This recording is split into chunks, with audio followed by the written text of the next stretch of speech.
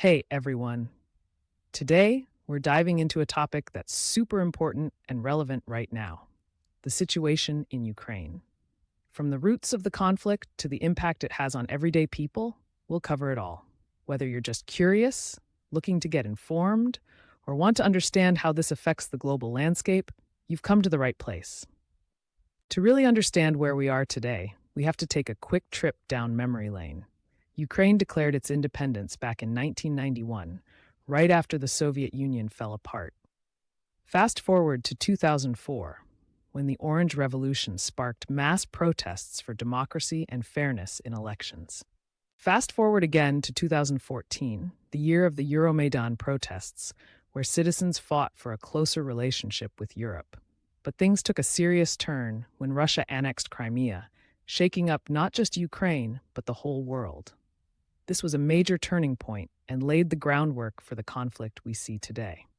So the conflict really kicked off in eastern Ukraine with a combination of local and international tensions.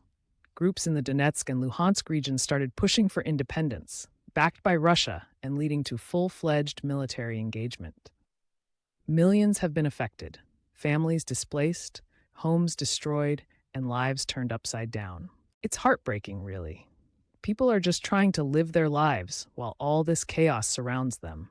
The towns and cities in the east have turned into battlegrounds, marking a drastic change in living conditions. It's not just a line on a map at this point. These are real human lives caught in the crossfire. Now, let's take a look at how the rest of the world is reacting. Many countries have come out strongly against Russia's actions. NATO has ramped up its presence in Eastern Europe, sending a clear message about its commitment to protect its members. Several countries, especially within the European Union, have imposed sanctions on Russia, targeting its economy and officials.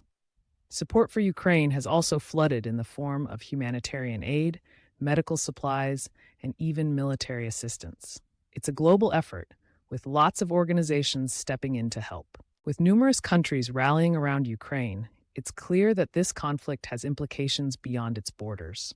The response from the international community is just as crucial as the conflict itself, showing how interconnected our world is today. As of now, things are still tense in Ukraine. Recent developments continue to paint a picture of a protracted struggle, with changes in territorial control happening frequently. Each day brings new reports of casualties, and the humanitarian crisis deepens. Cities are facing infrastructure challenges, and people are in desperate need of basic necessities like food and shelter. Meanwhile, Ukraine's government remains steadfast in its fight to reclaim its territories and uphold its sovereignty.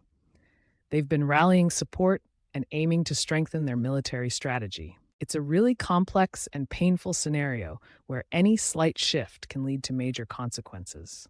It's clear that the determination of the Ukrainian people and their government has not wavered, even as they face overwhelming odds. Looking ahead, what could possibly happen next?